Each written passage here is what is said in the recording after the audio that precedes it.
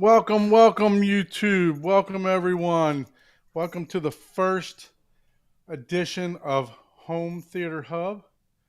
Myself, Don, here from Horizon Home Theater, and my co host over there, Mr. Ike. Tell him a little bit So, about yourself. about myself, I don't even know. What am I supposed to say?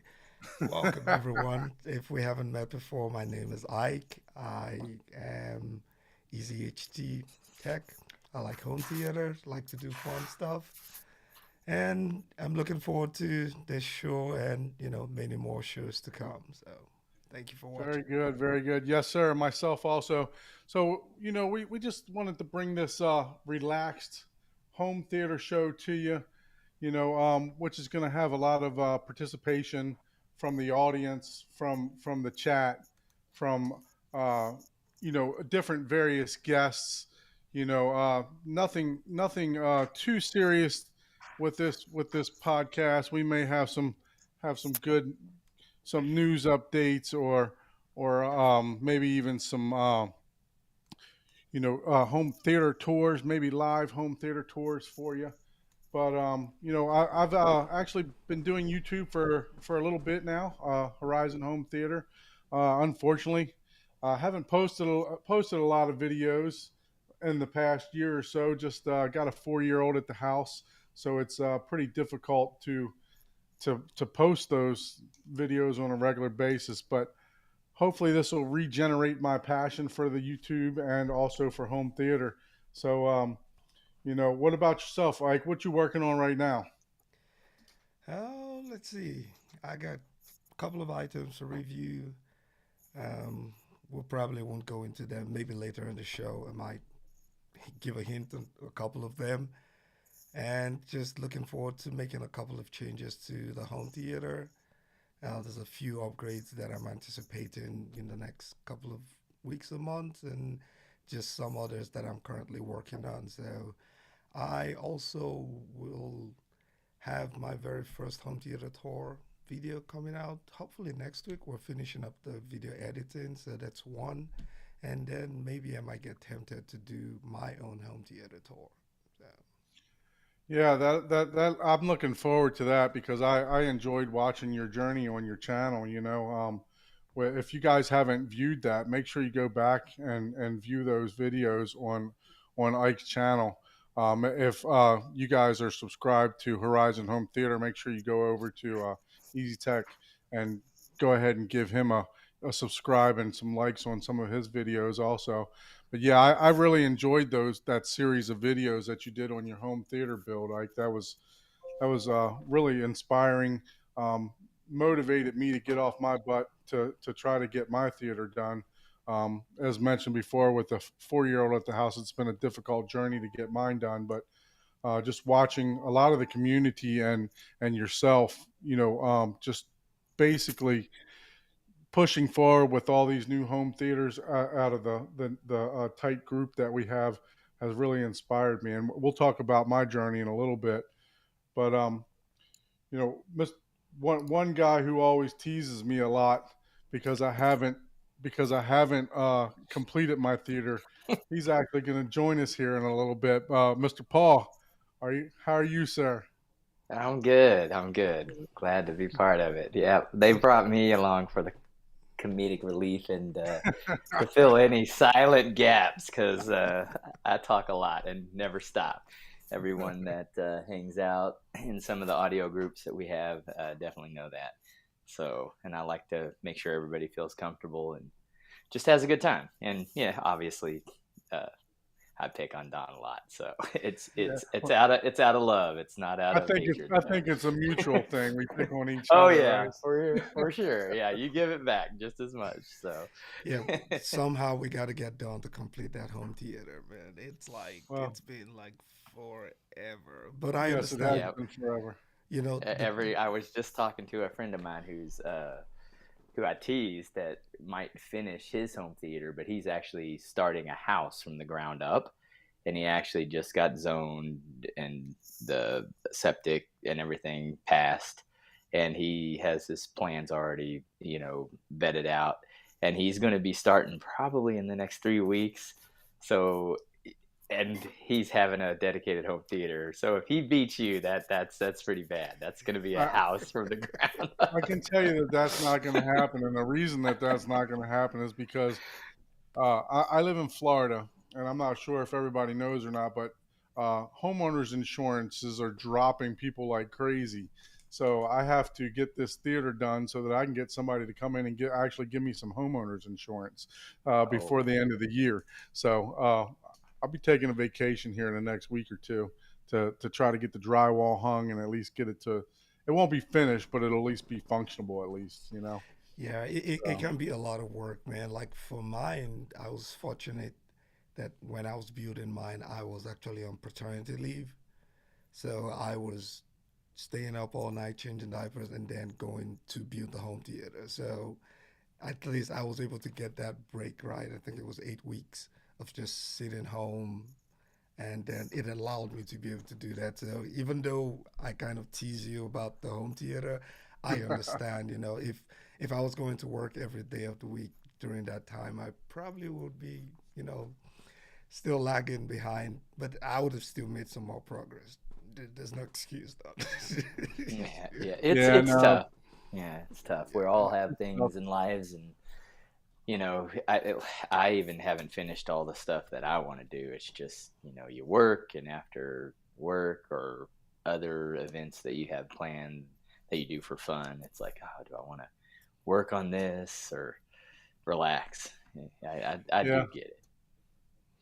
Yep. So, it definitely gets, get it, time is of the essence, as they say. So with the 4 year old, I also run a business for a branch for a large corporation, and then I own my own business also. So I have a distributorship too. So it's trying to juggle all those things. Definitely, definitely, I got to try to find time to do the theater. And I had my son in the theater the other day, and I thought I was going to get some work done. I got the level off one receptacle on the wall, and then after that, I turned around and he's 3 rungs up on the ladder. So I mean, the young man is just trying to help, man. Like, yeah. let him help. He wants to watch a movie. He doesn't want the NZ-12 to be out by the time you're done. It's a projection. exactly, exactly. Well, that's another thing. By the time, another couple of weeks, man, you might be upgrading already. I got to get some videos out on my Lingdorf, for before I can Yeah. go to the Storm or the Trinoff, right? So Yeah. You got to make at least one video about it, right? Before you upgrade. yeah, yeah. So, but anyway, so Paul, tell us about yourself a little bit. Tell us a little bit what you like to do outside of home theater, because we all have My lives outside of basic, home theater also. yeah, my basic synopsis is I work in an engineering field, mostly telecommunications, like IVR and ACD, PBX systems, which nowadays entails everything from networking, database, uh, every operating system known to man, Solaris, Linux, Unix, Windows, ugh, Mac, even. But outside of that, my hobbies are motorcycle riding, snowboarding, and audio home theater. I used to do audio competitions in USAC and IASCA back in the day. Along with the fun DB drag that everybody did, busting windows out and stuff. But I back then was really uh, I couldn't afford to get into this same stuff that now is technology's progressed so much. What cost 3 grand back then is like a couple $100 nowadays. Right, So right. it's much easier, even though there's still high end stuff, but you can get into it and start off much cheaper, as opposed to back then the cheap option was not even as good as a default factory stereo, it seemed like back in the day. But Exactly. Yeah, yeah. I dabbled in the audio competition for stereo for a little bit, but my time was actually when quality meant something. You know, you didn't take the deck out of the car and stand 20 feet away from it just to try Oh to. yeah, that was a big thing whenever you were actually in competition was the looks of it. It was, back Yeah, then, all the install, you had to take pictures of your install and everything, because even back then, people cheated. And if someone questioned, oh no, you have 20,000 watts, there's no way you're getting 140 decibels out of that one speaker. You got to have, and it's like you had to prove everything, and people yeah, did cheat. I mean, but it is all fun and part of it. And then once you got to a certain level, if you didn't have sponsorships, which required a lot of time basically at that point, and you were looking at this, the stereo was twice as much as the car, like easily twice as much as the car. yeah, Most of exactly. the time Yeah. they bought a car, stripped it completely down, and That's so then put funny in. you say that because I had an old Cavalier and I cut the back seat out of it. And I had Funny. I had two Fosgate 15s facing me. And Oh man. I wound up, the car cost about $5,000, but the stereo, I think I had like 10 grand into the stereo. So you hit Yeah. that right on the head. Yep. So And the only I reason I guess. had, yeah, what I had was where I worked, I got wholesale prices, like not even like, cheap. I got like wholesale price because I worked for a large company at the time, and I actually worked circuit board level stereo repair on their line of stereos, and it was for a major auto manufacturer. But I got stuff at wholesale, like 4 gauge wire that was like $400. I got for like $40. Oh, wow. Otherwise, there's no way I would have been able to afford to even be near those people. Yeah. So Hey, just want to reach out and say hi to Rich and Mike. Now we have Stream Elements in also. Thank you guys for joining the live stream. Appreciate the support on our first Home Theater Hub episode. Ike, what about yourself? What brought you into audio and to some of this journey? I would say growing up with one of the real old school Sony receivers, when they used to be like one of the best out there, and my dad had was into just a lot of music, turntables, and we grew up with this JVC wooden box speakers that just really sounded really good. It, somehow I wish I can just go back home and get them over here to the US. It's like really amazing.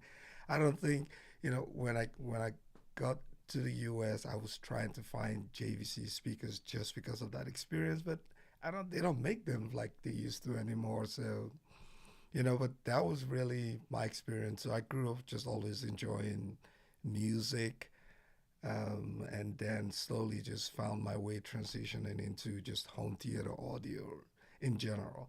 Now, I am probably one of the only guys that doesn't have, I don't do a lot of car audio. I can drive 10 hours and not even have my radio playing. Yeah, I would drive to Kansas City in silence.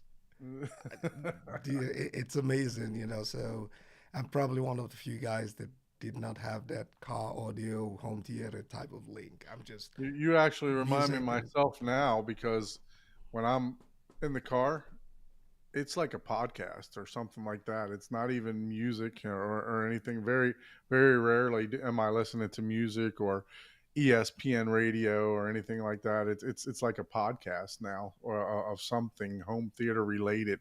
I am like a sponge. I just can't get enough of it. I've been researching and watching videos and reading and for over 6 7 years now just on this stuff, and it's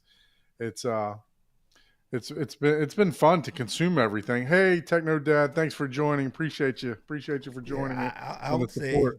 the only audio that I listen to in my car is the sound of my tires.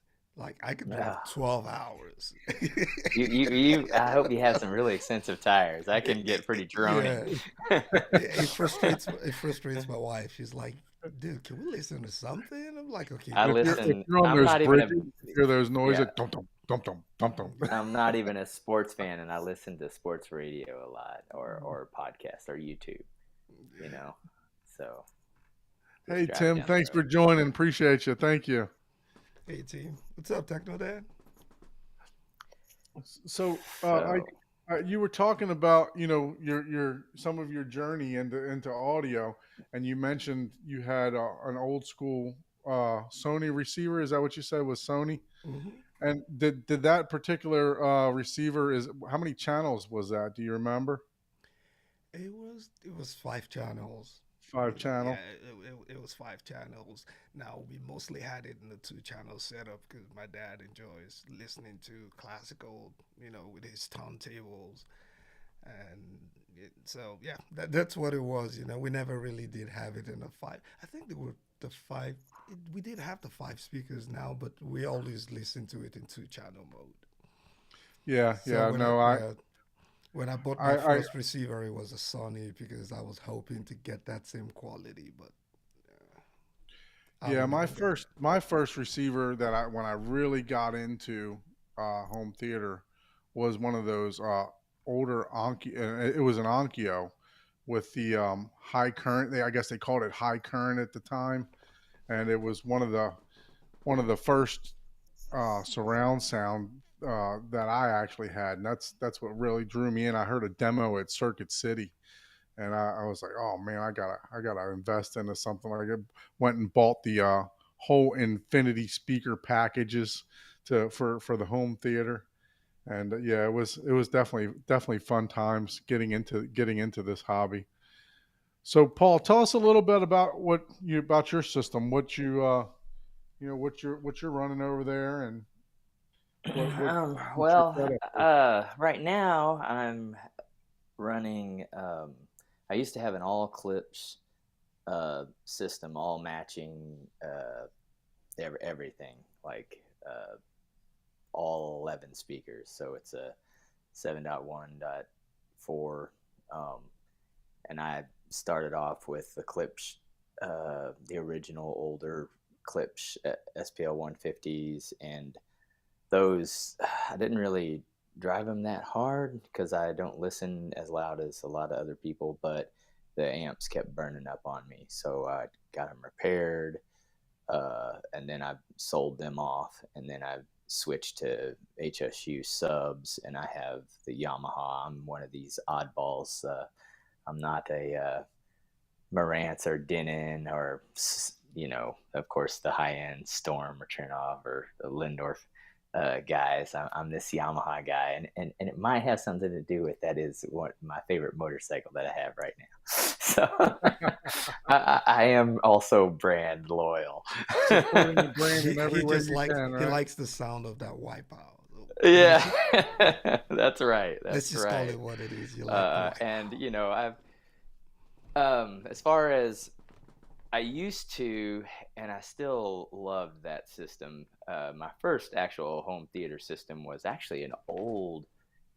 I started off with, I think I had a JVC, and I went to a Sony. I don't even remember the models, and I had all in walls because I had a smaller house, and I just had a TV. I had like a Trinitron, like 36-inch tube TV, and then I went to a gigantic Panasonic rear projection that was like, I think 42 or 45. It was huge, but everything was in wall. And then from there, uh, I went to I think I had a DevTech at the time, and I went to a Denon receiver. And then after that, I had that for years. It had 7.1, but it didn't even have HDMI. It was before, like, you had to all analog Right. input. You had to have a higher end DVD player that output analog 7.1. Um, and then from there, uh, I got back into it because it was my COVID obsession, if you would. So then I was like, okay, well, let me upgrade. I haven't upgraded my system this was like 15 years or more at this point. So from there, I was like, okay, I'm going to get a projector because I had a 65-inch OLED. I liked that. And I went with the Yamaha Avantage line, and of course, the clip speakers. But now I have a Monoprice T6 front stage, just because I wanted to try them out because they had a really good deal at the time. And honestly, after some of the audio shows that I went to, comparing several brands, and because of the warranties and experiences that I've heard from other people that's had issues, I'm probably going to go with SVS just because they're easy to get, quick to replace. It's just there's probably a lot s- equal speakers, but a lot of them are like overseas, or maybe they're a lot more expensive. And I have a lot of other hobbies that I also like to divide my Yeah. little bit of fun money around.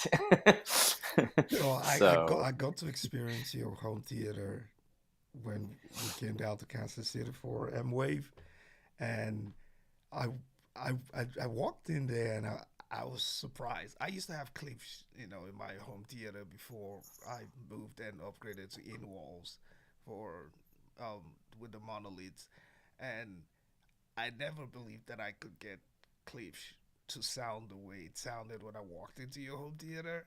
It made no sense to me, and I was like, yeah, you how definitely do you gotta dial do a in? lot of treatment, and if you don't have treatment, you have to have the space for that, RT60 decay time to die down. You don't want to have a bunch of reverb and all that energy just hanging around. So I do have a little bit of relief because I have, it's in my great room because I don't have a dedicated theater because to me, dedicated theaters are awesome. You can get away with like just that pure dedicated experience, right?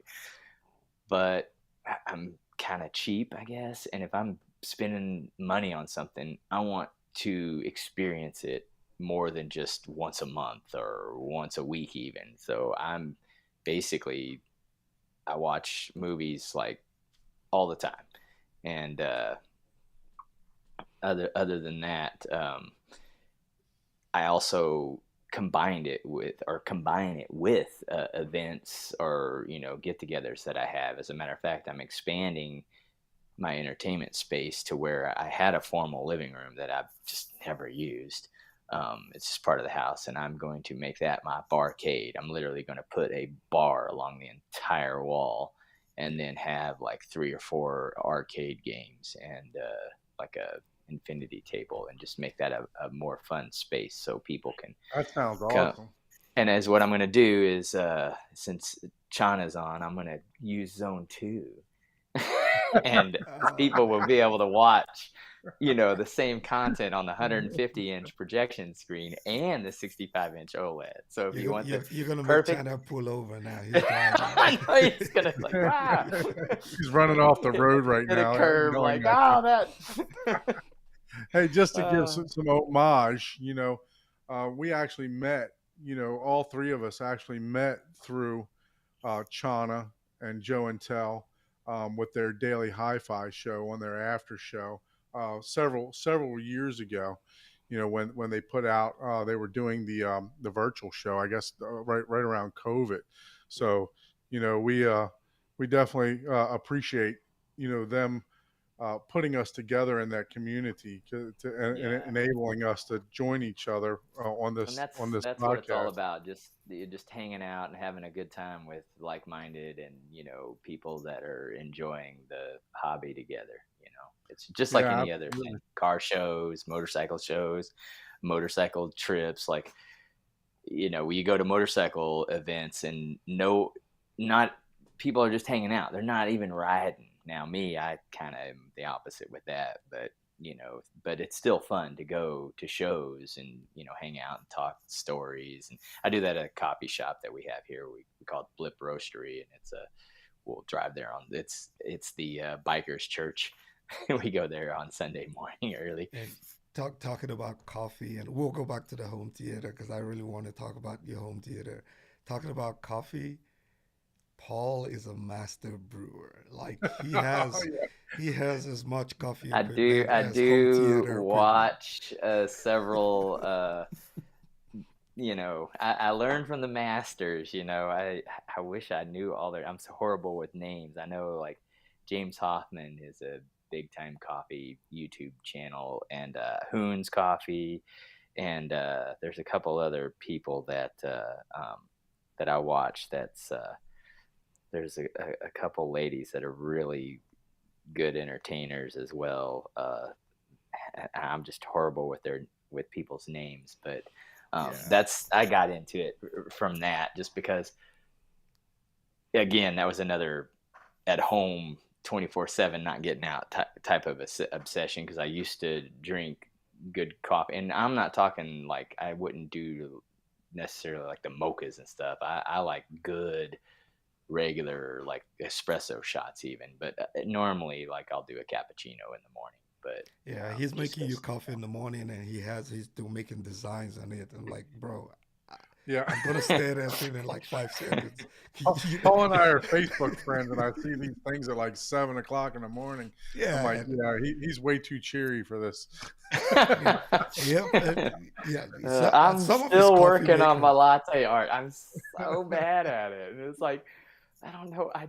It's gonna click one of these days, and then I'm gonna be like, oh, and then I'll be able to like I'll be making speakers and subwoofers in the art, but I haven't got it down yet, and it's just like, man, what am I doing?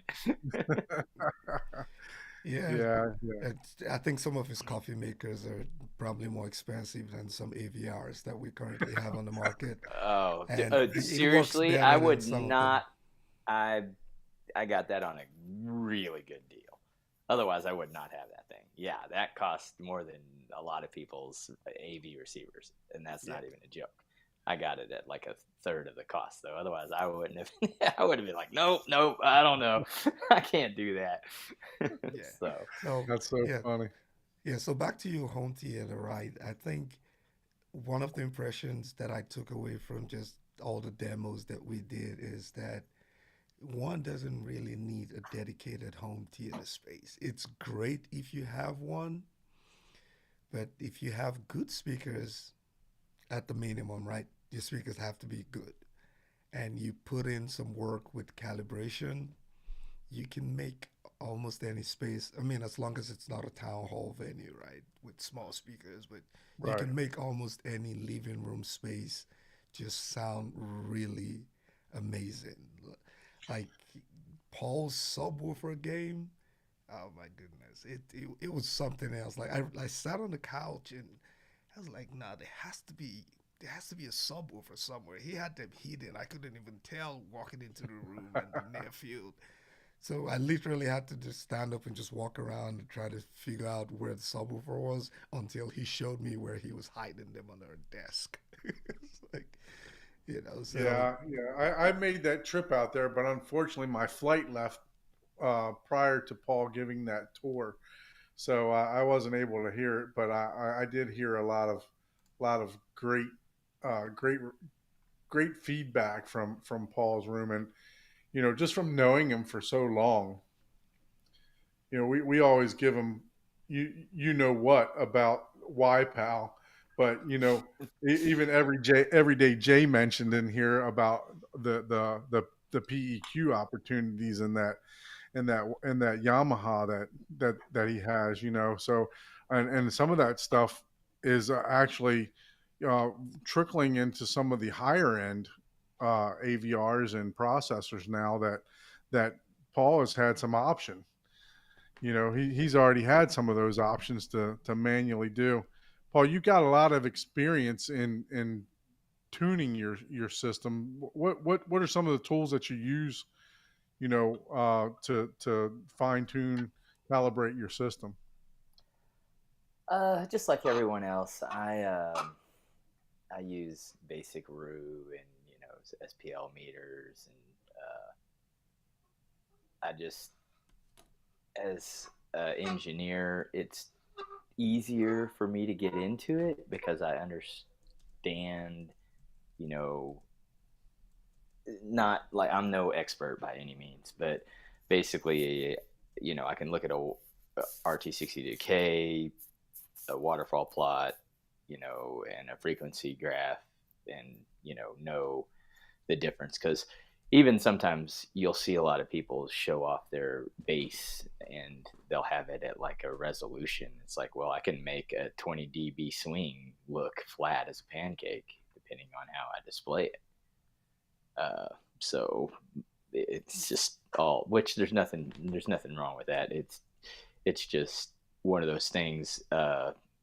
And also beyond that, my dad, he had a recording studio and actually has a lot of audio gear. So he actually had not a 32, but I think a 24 track recording studio at the time. And they actually released a audio CD, but it was Christian music. So it wasn't, anything that any of my buddies would go out and be like, oh man, this rocks and jams. And, Right, it right. was good music, but it wasn't, the popular, like you would, be playing on the radio. So, and obviously some Christian music, like obviously Petra and a bunch of other old school bands got really popular, but you really have to have a big presence. And theirs was a little bit just not as popular. They didn't. It's one of those things where you probably have to spend a lot more time, and they all had full-time jobs, and it was just one of their hobbies that they enjoyed. Kind of like what we're doing with home theater. Um, if you really want to make success at something, you have to spend a lot of time and wait. So first CD isn't going to pop out, maybe your fifth or sixth CD, maybe finally you'll get like this, popular hit or something. And next thing you know, you're on tour. But one of them out of the group did actually end up getting signed and went down to Nashville and was singing some country music for a while. But then that got in the way of life for him. So he came back. So, and he still runs his farm and stuff. So it, he got about as close as he could get. But he was like, oh man, this is a lot of time. And like he basically lived on a tour bus for a while. Wow. So, So So so what's he so you've had I'm sorry, I go ahead. no, you going? I was going to ask him what his current speaker layout was. If he just wanted to walk us through, I was hoping we could get to show your system. We can still figure that out, but just tell us what do you have? You have a seven channel, 7.4 that. I have 7.1.4 with 5 subwoofers. I just have the two 15-inch in the front. And most of the time, you would put like one in the front left or one in the front right corner, but I can't do that because I have a doorway on the left side and of the front, and it would work on the front right, but then to put in the rear left, that is also a giant doorway. So I basically had to put those two kind of front and center. And I am a little, particular on looks. I'm more about looks. Honestly, I may one of these days go back, even though it may compromise on, audio quality, to all in walls. Just because aesthetically it looks so amazing. It's just when you walk in, just like you're more impressed by walking in and then, having the whole couch shake and be like, what, where is that? Like, what's happening? Then if you had a refrigerator that's taller than you, well, yeah, of course you're going to expect that thing to shake the house Right. apart. The funk audio subs and those Harbottle subs that are Yeah. mini refrigerators. Yeah, Yeah, and yeah. you have the SVS micros, right? Was that what you had? Oh, the I have 3000. Yeah, three SB 1000s 1000s. Okay. as at the rear, and then I have two shoe sealed subs. All of them are sealed. I have two sealed shoes up front. Yeah, and So you're running the Epson, right? And what screen size? Epson 6050 with a 150-inch screen, and it's just a standard 1.5-inch gain elite screens. I actually competed for that at Youthman's M-Wave, and I lost at the toe tapping or kicking, if you would, little contest that we had. But the screen is so large that the guy that I competed against was like, man, I can't even fit it. And he was like, do you want it? And I was like, well, yeah, sure, I'll take it. So it wouldn't even fit on his wall. So I was like, oh man, that's a bummer. So Yeah. I remember you telling that story of how you competed for that, and that was the first M Wave, correct? yeah, it was fun. Yeah, it was fun. I Yeah. met some new people there too. Yeah. Yeah, I remember you telling that story on the after show, and how fun, how much of a, I guess, a bond everyone at that first show made, because it was obviously the first show, and kind of like an open forum type of show where everybody just gathered in a. They didn't have individual rooms, I don't think. Correct? Am I correct with that at the first M Wave? Correct. Yeah, that was. There was a couple rooms, but a lot of the stuff was just on a main stage, and they had a curtain partition. Um, Yeah, yeah. so for a lot of the other stuff, it Yeah. was And almost like someone's garage that you were walking into for it. Ike, So, did you go to but the first M Wave? no, this one, the last one we attended was my first one, and I actually did win something that was special, but I already left, so I couldn't pick it up. So, Michael, yes, I yeah, remember. I'm I not was like, happy oh that man. we're gonna have to talk about that with the I M-Wave rubbed it board. in. I was like, dude, you left like Yeah, 20 he minutes called too me on my early. way driving back, and he's like, "Yeah, you missed it." I'm like, don't even tell me, man. Why did you even What have did to you call?" actually win? It was the unique glass set, right? What That company had brought it? Oh, The one yeah, everybody yeah, I wanted they're to remember win. seeing those. really, really nice. Those Yeah, were Yeah, super nice. Yeah. and I, yeah, I I hope whoever took it in my place is hopefully using it and getting drunk with it. But it was yeah. everybody wanted to win it. It was unique, Yeah, it was very So nice. man, I was pissed. I was like, man, I was driving. I was like, man, too late to turn back, man. But it's all good. Yeah. Hey, Haterade, thanks for joining the live stream, sir. Appreciate you for the support. Appreciate that. Yeah, Yeah. no. So, Paul, back to your theater. Um, you mentioned that you're using that Epson 6050, correct? Yeah. Yep. What was a decision that pushed you that way? Because obviously you've been attending, M Wave and stuff like that. Was it a shootout? Was it a just No, I made my review? decision long before I went to any shootouts and saw like the high end JVCs and even some of the cheaper, um,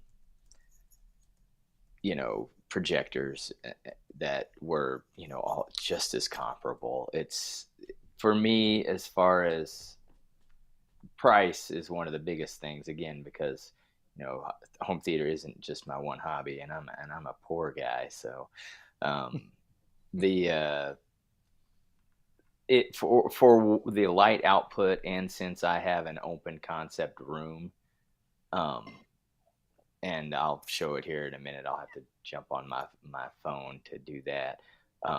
It just made more sense to have more light output.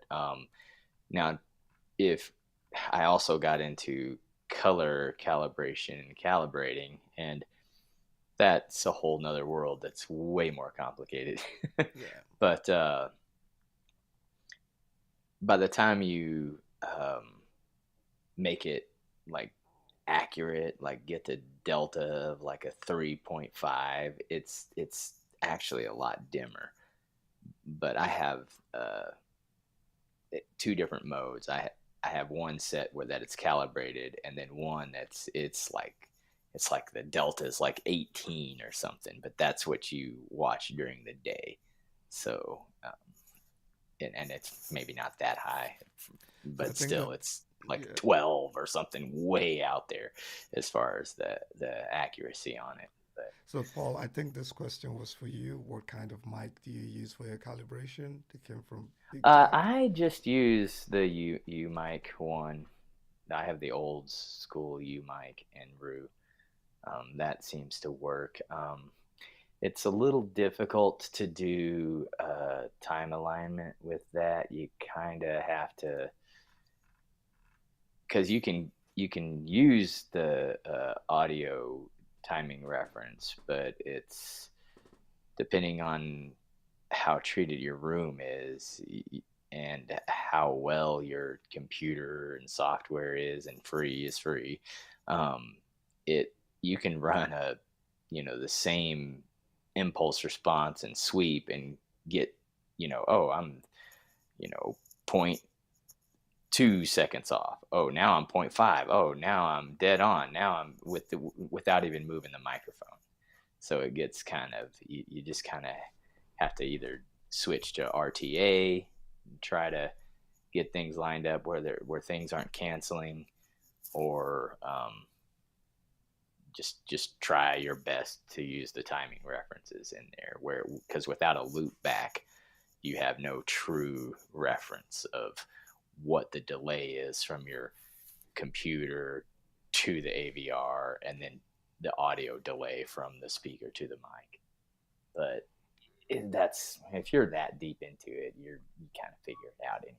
So Yeah, that's one area where I just kind of, you know, I have functional knowledge of, yeah, but yeah. I It's don't one want of to be those a things pro. where I hear a lot of people say, "Oh, Rue is super easy." I'm like, well, yeah, if you know it, it is. It's actually relatively easy software. But if you don't know anything about audio, if you don't know what 20K means, I mean, some people that are asking this don't even know what the K means in 20K.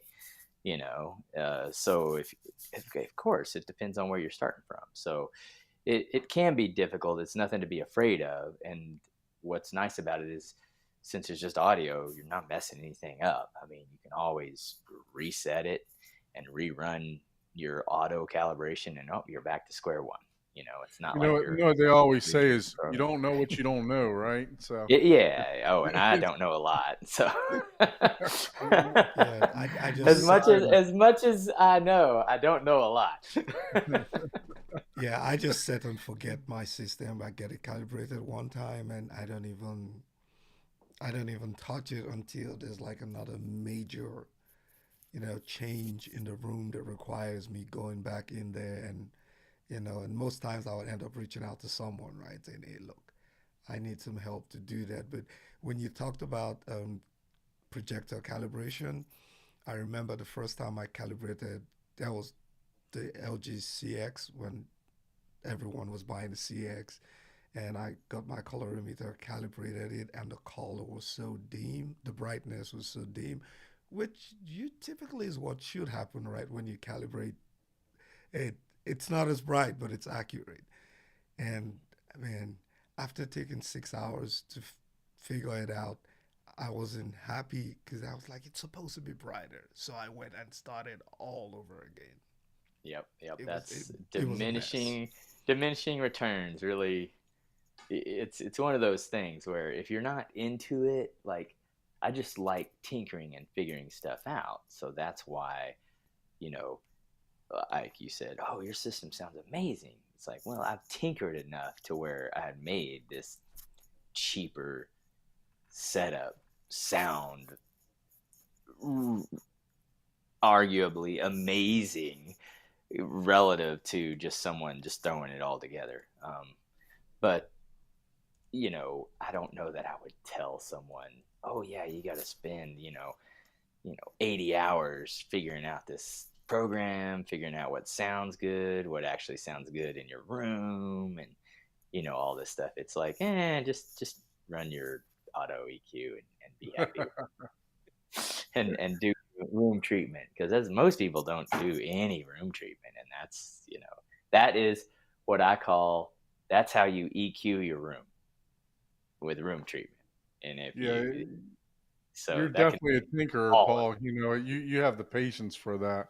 From what I've seen, I think you've presented a couple times in a Zoom call or whatever, and what you had, what, a couple hundred measurements of your room and everything Oh, I else like have, that. yeah, messing with that, I have well over 2 or 3 thousand measurements Oh, at this I'm point. sorry to shortchange you Easily. like that. Yeah, I mean that's before formatting and that's, I have probably had another 1,000 before that. But I've also done other people's rooms, just tinkering around and figuring out other Odyssey apps and stuff like that. But I'm not this hard, like, oh, you got to do it this way.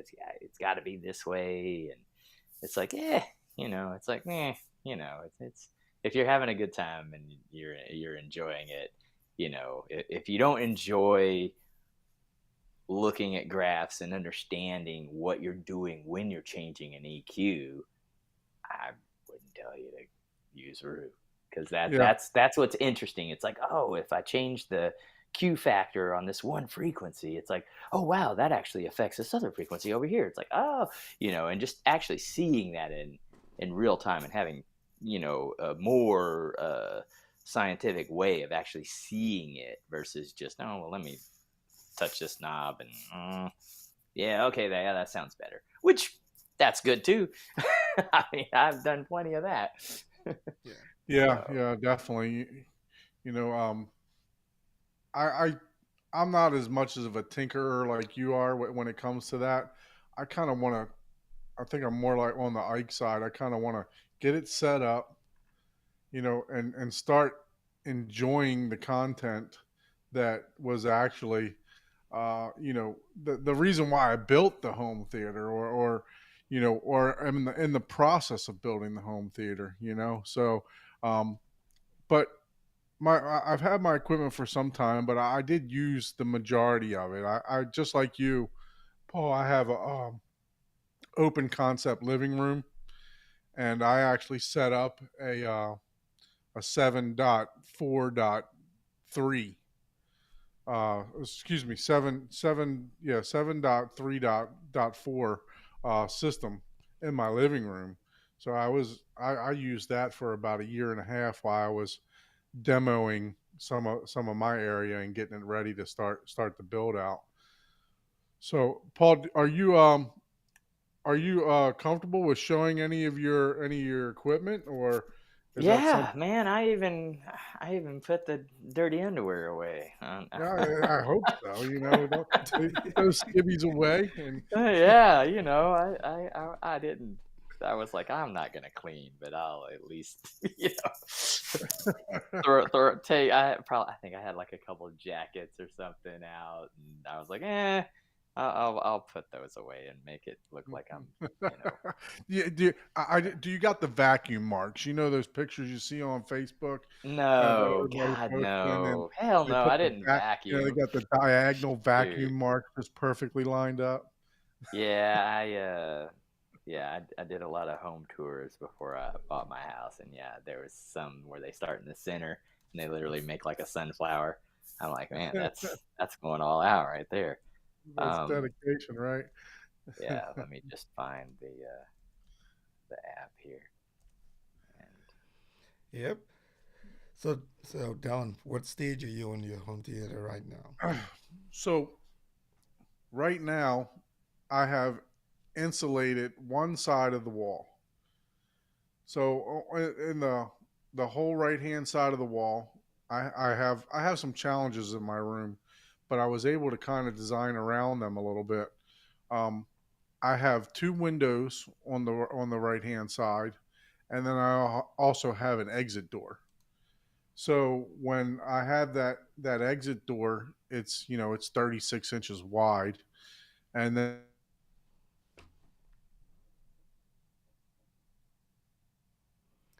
I think what is piece insulation to get those windows are also wide. So together, to make it fit. It's just not 24 on center columns. So that's where I'm at right now. I got the sticks up. I got all the tubing ran for the Smurf tubing for the system, and hopefully I can get. I was planning on trying to work on the other side and the back wall for insulation this coming weekend. So, and then I'll be ready to start hanging some drywall. nice? You need to get Chuck out there to come help you in Florida, man. Chuck's about 3 hours from me. He's definitely got more motivation than I do, or even more energy, because he's in the process of redoing his whole theater, and he's just about done already, and I'm still dragging my feet over here. Yep. Hey Fred, thanks for joining us, man. Appreciate you the support. Thanks so much. Let's see here. Mr. Mr. Gary says he used to use some black egg cartons to rectangles. I guess that was for room treatment back in the old days. So I can attest to trying to in an open theater be as creative as I can to put some treatments in there. I even when I did my open theater in the great in my living room prior to tearing it all down, and the reason I tore it down was to try to give myself motivation to get moving in the actual dedicated theater. But when I tore it all down, prior to me doing that, I was actually using speaker boxes for my rear for my rear channels so that I can get them behind me and then take them down since it was an open concept. So I was Okay. trying to uh, improvise as much as I could, and then also throwing in some heavy blankets and stuff around the room to treatment. Okay. All Can you right, we hear me, got Paul? I Paul up think you now. switched over. Yeah. Do you guys hear me? Yes, we The can. Yes, we can hear you. You got that Loud and open clear. concept there, nice and bright. Oh yeah, like I had to put up blackout curtains. I actually put up here is actually 4-inch thick sound absorbers, and there's another window actually behind there that's a little bit bigger. Uh, but I just used the blackout curtains on that as well, and then sound treatment there for this. And of course, I have a glass fireplace, which I don't cover up. And then those are some authentic, I don't know if you see over here, authentic FOMO gloves. Oh wow, name Yeah, whenever dropping, we were are we? at M Wave, yeah, he's a cool guy. I just did that. I just did that for fun. That, but yeah, I've got all these decorative sound absorbers over here as well, and I I could use some more treatment, but if I start doing that, it's going to not look like a living room. And yeah, I've got like these really tall ceilings, so but So those I treatments, did you basically make those treatments have, yourself? yeah, I made all that myself, and then I have the projector is actually mounted right here, so in the kitchen. So that's pretty much the basic setup, and I have all my gear laying down here. I need to clean that up. Actually, that's one thing that uh, I have like half of it built, but I just got busy. I'm actually going to make a sound transparent black cover for all of that stuff. So that'll just look, it'll kind of match up with the subwoofers that are up front. So that'll just look like one giant black, like low console instead of You're just having going to use like anything. some cedar cloth or something like that for that. Yeah, yeah, it's just going to be some black uh, see-through type of cloth that will hide it. It's basically going to be kind of like what's back here, and this is what hides the three uh, SB, the SVS SBs. You can see back here, Oh, the very three of nice. those, but you don't even see it. I have that created a magnetic frame and stuff for that. So as you can see, I didn't do any Yeah, cleaning, you but obviously don't my have kids to knock those speakers off. correct. I have guests over, but yeah, no, the adults knock over. They can come over here and they have a few libations and forget that hey, that's just sitting there. But Yeah. Can you yeah, zoom in on those treatments a little bit more? Do they have a gap in the back? How did you go about installing those? yes. Actually, I can take one of these off and show you. So I basically used some pine wood. The tough part about this, and I know everybody's like, "Oh, it's super, super cheap," and it's like, well, if you have the tools, yeah. And I already had the tools. So what I did is I used this special little screw that's like a picture frame holder that has a gap uh, right Oh there, yeah, I see and that. then Yeah. it comes with this, so it's easy to hang. But then I just used regular old knobs, like rubber feet Like knobs, a foot. to give Yeah. it that gap. And so this pulls against the wall, and then these allow it does several things. Gives you a gap, it keeps it from vibrating, and it pulls against here, kind of tighter, and it keeps it from, rocking back and forth. So this basically allows these to stay rock solid. Looks If you like do a you had French some cleat, prior you work kind in of, upholstery too. uh, um, It looked you pretty know, good. Paul is a wait, master of all, man. Jack of all trade. if you're gonna learn something, at least try to learn it, somewhat decent. So But yeah, I took home. what? I'm sorry, Paul. What's the uh, the depth of those panels that you got there? Oh, this is 4 inch. So Like 4 inch I panel technically, with yeah, another yeah, 1 inch 4 inch. gap, Yeah, probably a half inch half on the inch. gap there. Yeah, so I'll hang that later. But then after that, I've got what will be, as soon as I paint it. I've got SVS speakers here, which I'll end up putting another couch, and obviously I'll get rid of the girlfriend's e-bike here, or put it somewhere. I'm still working on a place for that in the garage.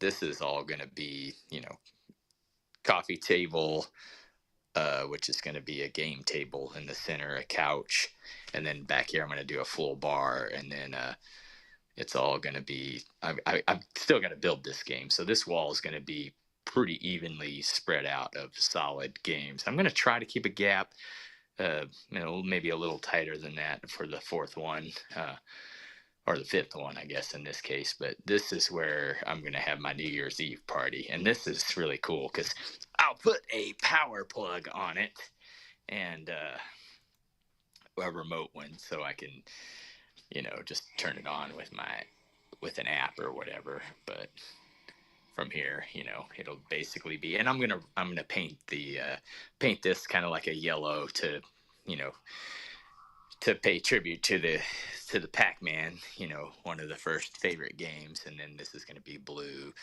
and this is gonna be like a blue, and I'm gonna do chalkboard here. So when people come over, I'll have a small section of bar here and people can write their names and, Happy New Year in the event. And then I'm going to black out this room, and not black, but gray. I've got the colors already picked out here, actually. I'm going to paint them. These are going to be the three colors. And Man, I'm going to you got change it. plans, man. You got plenty of plans. And you'll probably finish this one before dawn is done, too. Yeah, I'm gonna be doing this because New Year's Eve is when the paint's got to be dry and people are gonna be coming over, and then I'm gonna paint this wall back here that same gray just to match. I'm not even gonna go black and stuff like that. The only reason I'm gonna do that is just because aesthetically, it'll bring this entryway into this room, and then I'll probably have these either leave these the same or I'll paint these a completely different color. So.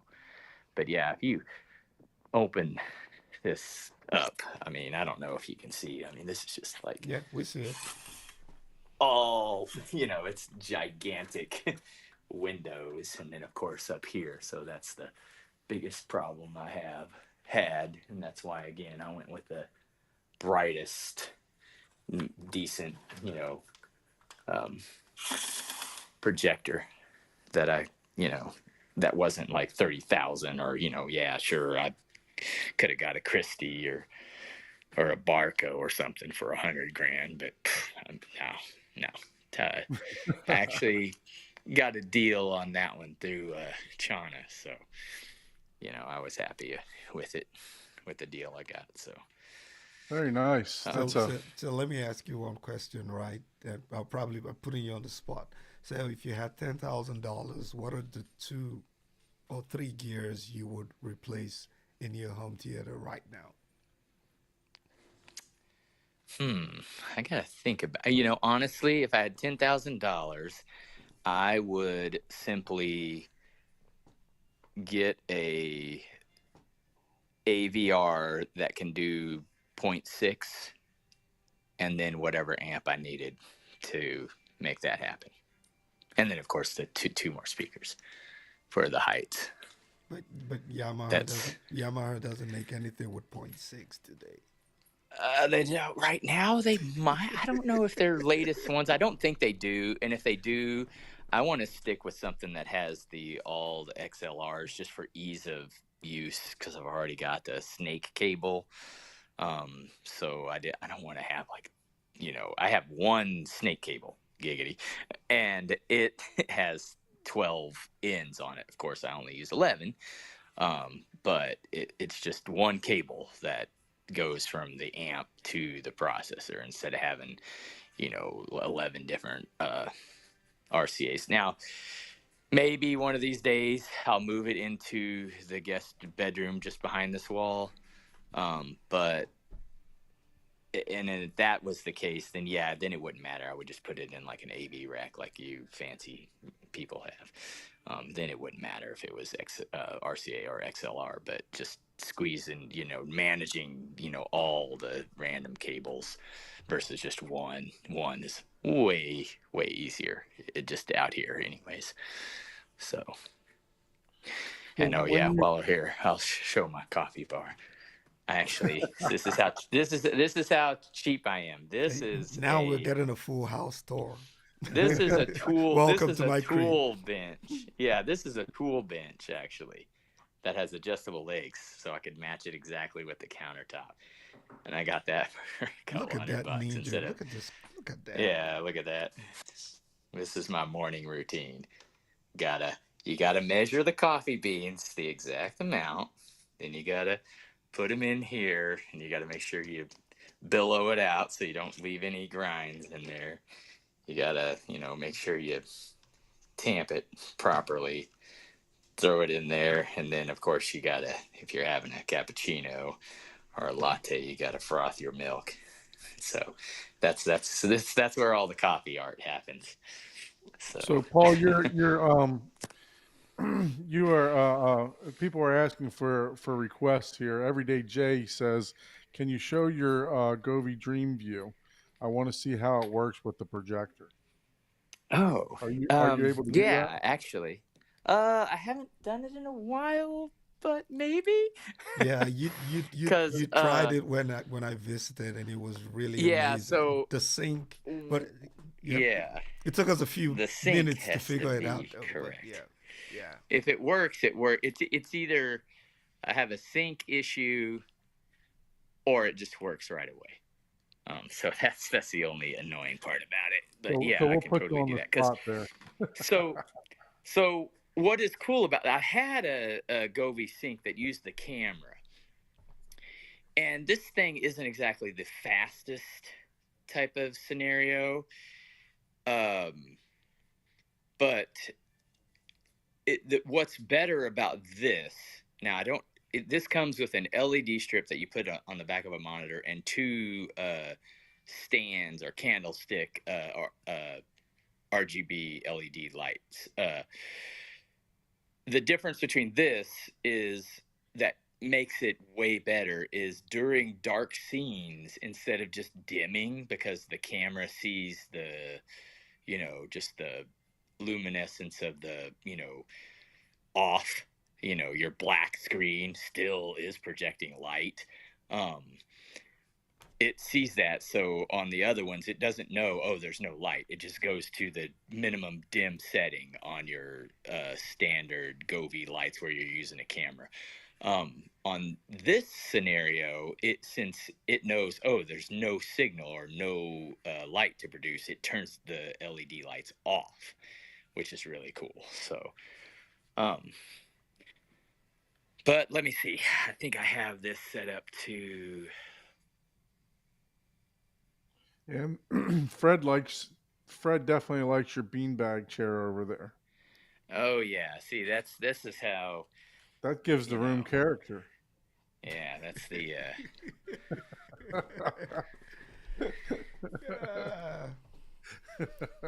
that's his funny. While you're trying to load that up, I have a question.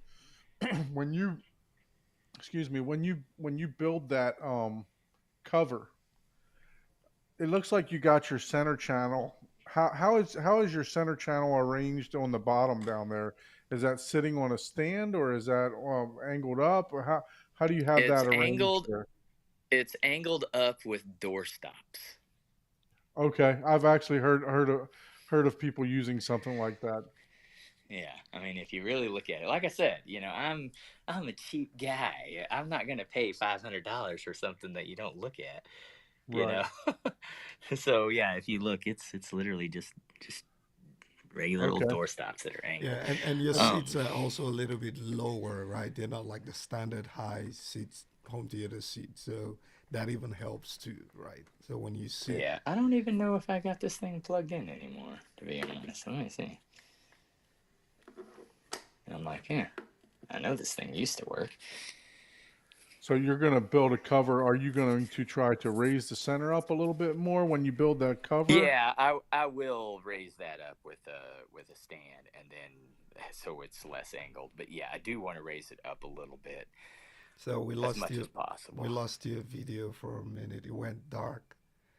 So once, Oh, is yeah, it still on or is it off? I'm trying to. I got to go to the app to turn the Gobi thing on. Is why. yeah, Oh yeah, your room that's is what dark, happened then. so we can, yeah, that's probably what happened. But once you're ready, we'll switch back to, Yeah, um, absolutely. Thanks for giving us that tour of the theater. I've really liked how you built those panels. The upholstery work is Yeah, I very. actually built this too on down here. This is on rollers where I can pull it out. It's on wheels. So that's I it's like they didn't make an entertainment center that was low enough. I don't know if you guys can still hear me or not. Well, I didn't plan on doing the Gobi thing, and for Yeah, some no, reason, I don't know that it's working. Um, yeah, don't worry about that. You know, we'll get it ready for we for can, another time. yeah, we can figure that out another yeah. time. Definitely So, figure that out. But we'll try to get that. Try to Oh, get either some yeah. pictures or something up for you guys next week, or maybe even a little video that Paul can do to show what it looks like for you guys. yep. Yeah, because Yeah, I have it's one of something those. similar set up on my own screen, but I rarely ever use them, and that's because I have the Seymour Center Stage XD with the black cloth behind. So putting the LED back there doesn't even help much because you have the black cloth dimming the light before it even gets to the main screen. So I barely ever use mine.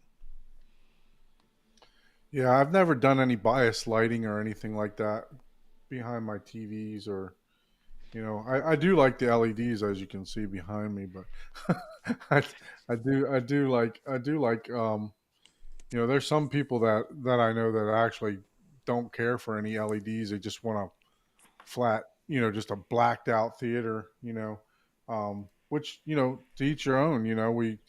So I We all don't have know our if own you can taste. see. I don't know that I have the AV Sync box working, which is really just the exciting part. But yeah, I have basically these are the lights There we that are go. all around the projection, and then of course I have underneath here as well.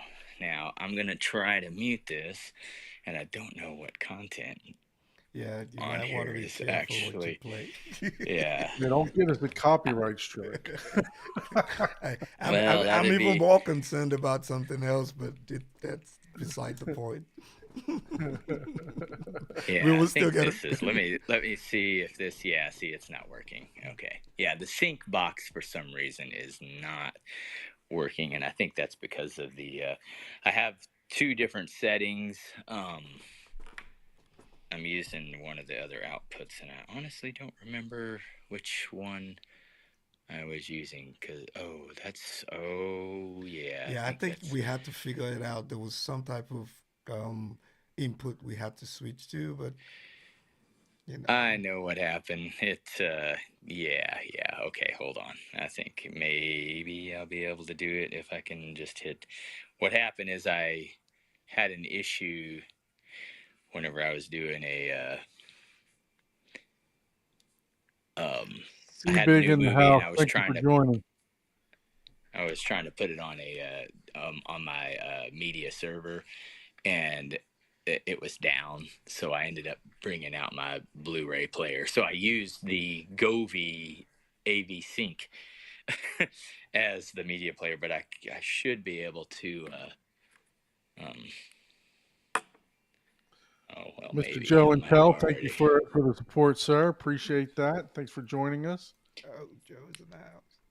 Joe is in the Oh house. man, I got to give a shout out to Joe. He really helped me out this week. He doing the Lego robotics. He allowed himself some time for the kids to interview him because the my team had come up with an idea. It's just, they have to come up with all this stuff all on their own, and they came out with this app that they wanted to create for meetings and stuff. So I was like, well, Joe just created an app. He can be a professional, and he gave his time for that with the first Lego robotics thing. So that was really cool of him. So, and I really do appreciate that. Heck yeah. Okay, so let me see here. Now, I think all I got to do is turn, if this is correct, I have HDMI output. I just need to make sure that it's set to where both of them will go, I think. And if this doesn't work, it'll be another day. Yeah. Which, you know, hey. Hey, this is typical home theater right here, right? If something doesn't work, you know. Well, you always got like that I one said, piece I of did. I was equipment. like, this should work, but I'm like, oh no, I forgot. I did See, hit. this is why that. this is why people pay for Trino. Yeah, that's right.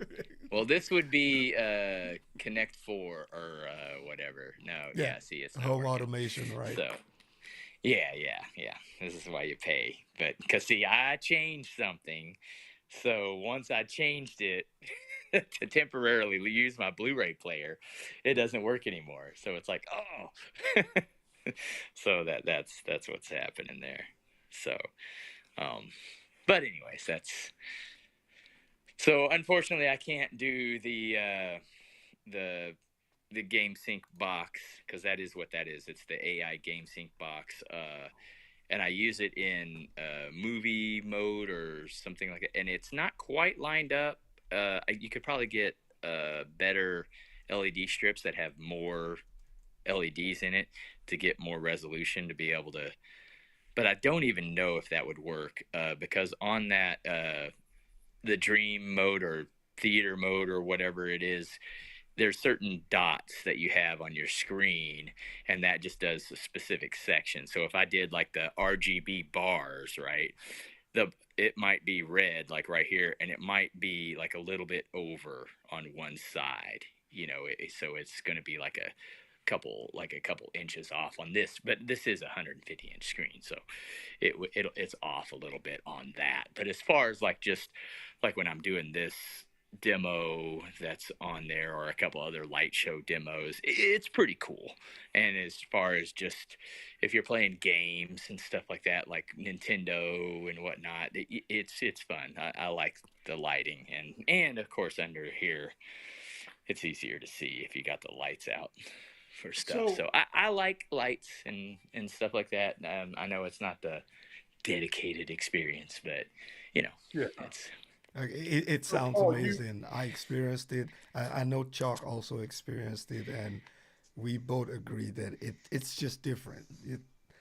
It kind of surprises you once you walk in there. It's like, okay. look, we don't all have the capabilities of doing a dedicated room. You know, whether you can convert a bedroom or I'm gonna go an ahead and office, switch back. Sorry. or whether you can use your living room. I know I've heard of a couple other people that do podcasts or shows. They have a kind of an open concept living room to where they got the wife acceptance factor, to put the big screen up and use the ultra short throws and stuff like that. So, whatever you can do to get into this space, into this hobby, it doesn't matter if you don't have a dedicated room. You can, as you see, Paul has an outstanding home theater, and has several people that attest to, what it sounds like, and how it can actually, you can transform that space into something really, really enjoyable. You know, Paul, I did have one question for you. So you spoke about wanting to move to the SVSs, right? So Hmm. what what do you feel like you're not getting from your current speakers that make you want to make that Michael Jackson make that change? Make that change. Well, it's more. It's a lot of it is to do with I want to go to the dome tweeters for a wider dispersion because I want to try that because of the demo that I had actually at the M-Wave. They had a full Atmos setup, and it wasn't like, oh, it's so much better, but it was enough to where I was like, okay, yeah, I can actually kind of hear it a little better. I think because the wider dispersion is giving you more like locations where the sound can meet and give you more virtualization of audio spacing. Where if you have like what I currently have, has a little bit more narrow or a lot more narrow, and now you still get effects and stuff like that.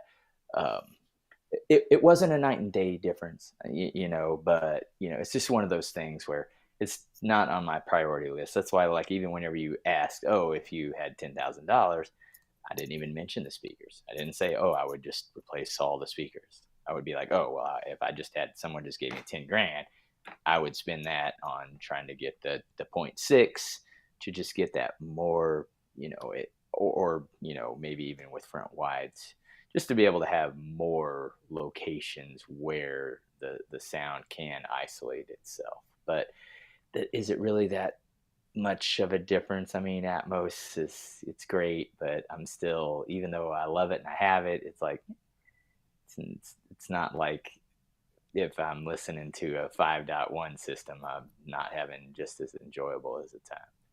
Yeah, Yeah, no, let me. Nolan Yeah, doesn't make movies in Atmos, right? So, and Yeah, yeah, there you go. let me. that soundtrack for Dunkirk is amazing. Amazing. Yeah. So, Let me quickly address this one question.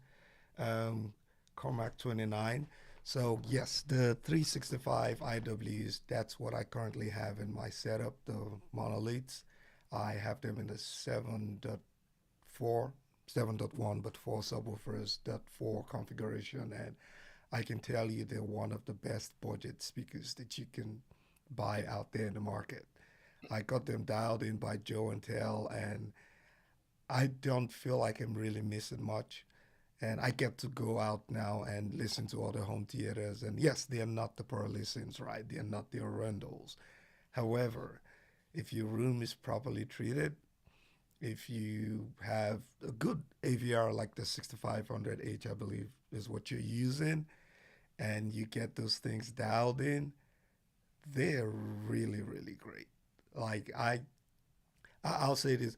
When I moved into this new space and I was building a home theater, I wanted to get the rentals. But that was in the middle of COVID, right? So there was all that delay and everything. And then my friend, one of my good friends was like, maybe you should try in-wall speakers. And I was like, look, I want to get a rentals, but I didn't want to get the full cows because I felt like everybody had them. I probably would have been feeling the same way right now if I had the rentals because everybody has them. So I decided, okay, let me get cheap in-wall speakers so that if I don't like in-walls in my dedicated home theater, I would not feel like I spent, $2,000 per speaker for 7 speakers and then hate the fact that I have in-walls. So I spoke with Joe and he was like, these are really good, try them. And I don't think I'm going to change from them anytime soon. Short of a company literally handing me over a complete 7 system, they're great. I love them. They stay in my in walls. I didn't think I would have in wall speakers for 2 years. I just wanted to get them because one, I was like, I better build this home theater and make use of this room because if I spent any time delaying, I would have lost that room to my wife's design. So I would have lost my home theater. So I was like, I'm just gonna throw in walls and then get something budget just in case I don't like them. And I'm pretty certain I'll be keeping them for a couple of years. Short of just something magical, just changing it. Obviously I'll get speakers in for review at some point in the near future, but the in walls are staying. That's how good they are. So get your room treated and just dial them in. And you You'll have an love it. acoustically transparent screen, right? So your Yes. three in walls are, yeah. So Yep. they're lined up perfect ear height. Yep. Yeah, that's pretty cool. Yeah, I I, spent I would, hours. I think Joe and I probably spent about 6 hours just calibrating the entire room. So it's really it's dialed. It's really good speakers. That's what I would say. So that's the backstory. I never bought them because I thought they were the best. I was actually skeptical, and I didn't want to lose money just in case I didn't like them. But I think they're here to stay. Yeah, I know Joe's a big fan of those. Not necessarily the in walls, but just the other monolith speakers that I think he's rocking a whole set of those monoliths. Oh, and he swears by them. So I know that we didn't get to hear the monolith in at M-Wave. I would like to be able to hear them. I'm hoping they become like a sponsor or a dealer that shows up at M-Wave this year because I actually have some of their products too. I have the big refrigerator subwoofers they got, the 215s. So they're oh, so how they're do I, those? I'm they're literally the size of a three-quarters of a refrigerator. That's how big they are. So they're going to go behind the screen. So, but yeah, Now I I that's inside. I Pure own some of fridge their or products too. monolith subwoofers. That'd be a tough choice. You need a little mini beer fridge. Yeah, exactly, exactly. Yeah, the Yes. subwoofers the subwoofers are big. I think the SVS. I have the PV 2000 Pros, and when I saw the monoliths, I was like, "Oh my goodness, what is this? Like, how would I even carry those upstairs?" Yeah. No, it's like they came on a pallet, like l- stacked on the top of each other, and I had to get somebody to help me just to take it down, because it was so heavy, and I think it was like 250 pounds or something like that. So, Wow. but yeah, it was quite heavy.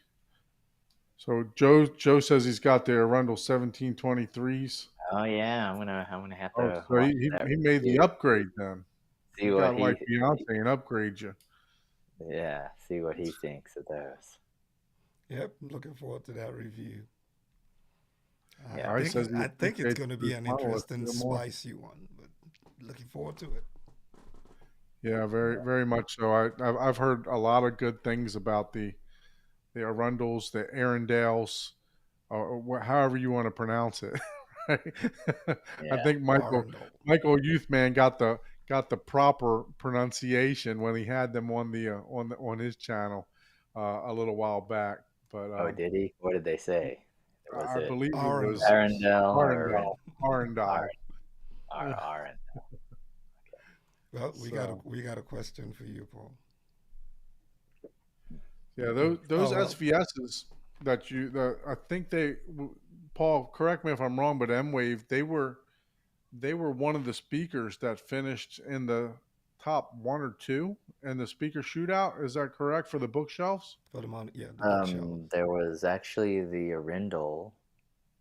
They had the Arundel 1723, um, and the SBS, and then the Martin Logan um, with the ribbon tweeter was the three, and that's one of the reasons why I was like, oh man, because I actually ended up picking the SBS out of all of those, and I also had got to demo the full Atmos.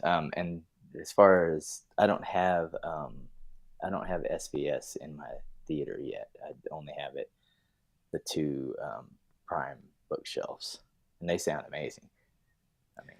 Yeah, at M Wave, Just everywhere, a few cameras everywhere. set up. Yeah, everywhere that I've gotten to listen to the SVS setup, M Wave, and Audio Advice Live, and even see there, people are always amazed. They're always Yeah. impressed because you go to these other rooms and you ask what the price point is, and you get in there, the 80, $100,000, and you walk into this room and you're like, "What's the price point?" And they're like, around $20,000, and then they start playing, and you're like, "Wow, okay," and hey, they might even trip off the power breaker like they did.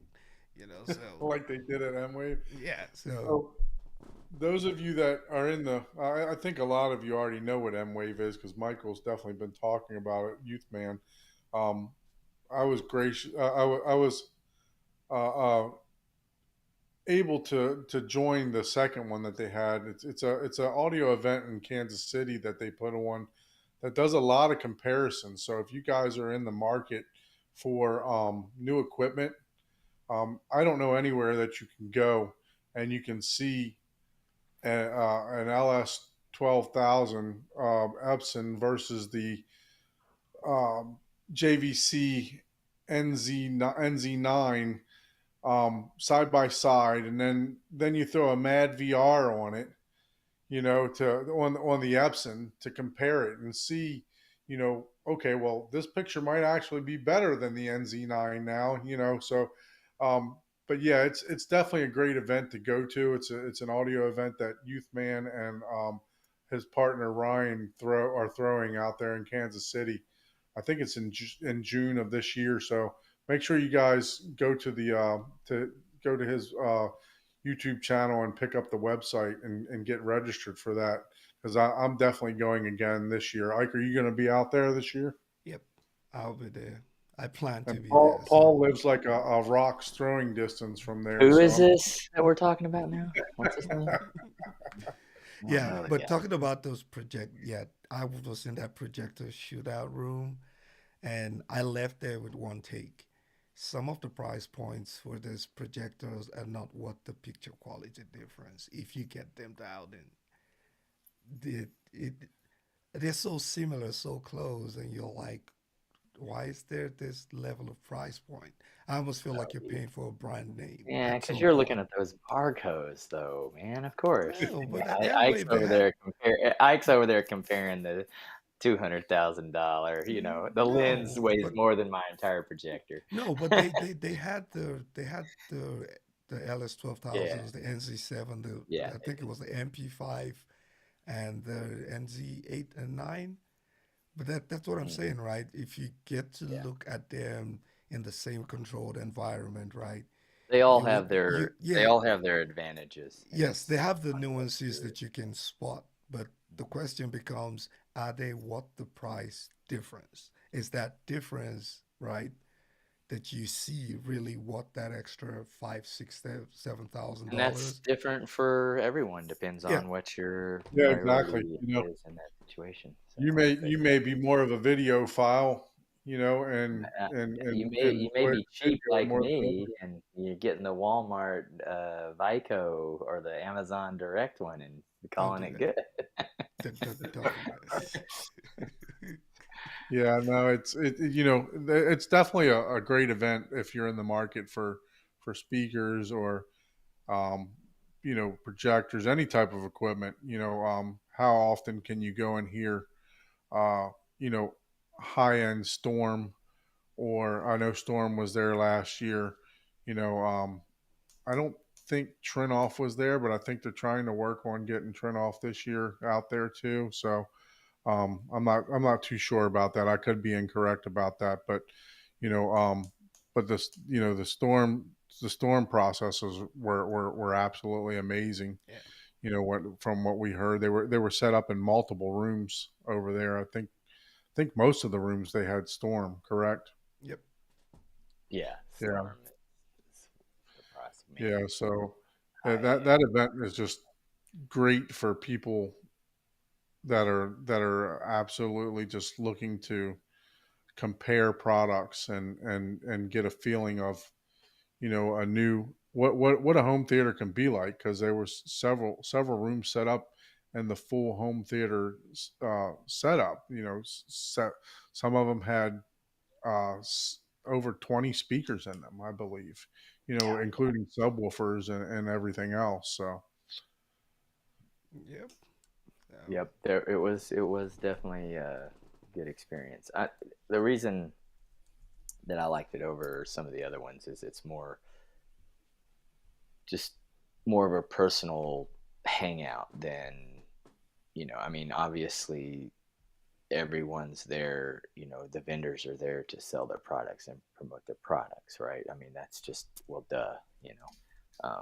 But just the whole vibe is more like, hey, we're chilling, we're hanging out, eh, you know, a guy can go in that, you know, drives a Bugatti and they'll talk to him the same or her the same as somebody that rides in on a broken bicycle, and so because not everybody that's interested in a hobby, like if you're a car guy, right, you might like a car that you'll never buy, right, that you might have a passion and an understanding of a car that you'll never own because, oh, it's $20 million, right? Saying that's kind of what they do here with this event. They let everybody experience and enjoy things either for comparing or for just enjoying the experience of